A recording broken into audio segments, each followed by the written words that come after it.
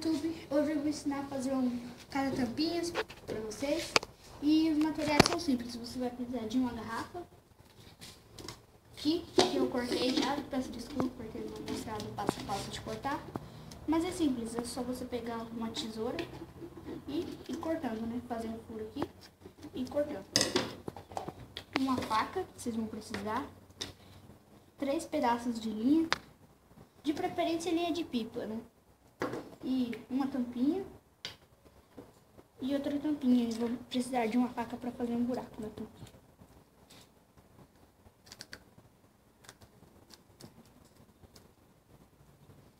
Vai cortar só a mão. De preferência que as crianças peçam ajuda para um adulto para fazer o furo na tampinha, por causa que pode cortar a mão. Tipo você que quase cortou. Você pode pegar esse daqui, colocar essa parte aqui por dentro assim, tá? Depois deixar assim.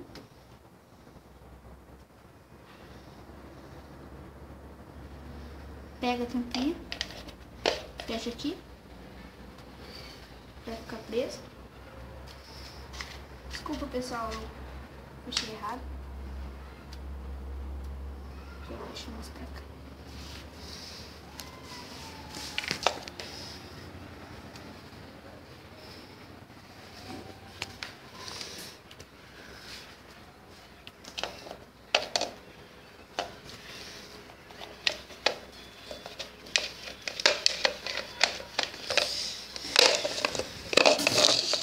Depois que você fechou, pega o pedaço.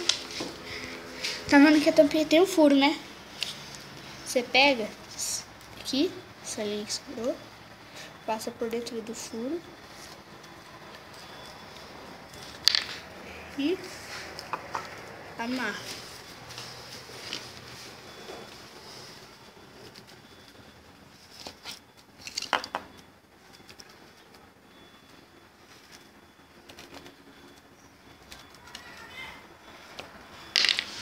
Pronto, nosso cata-tampinha está pronto. Depois é só brincar. E é isso, galera. Tchau.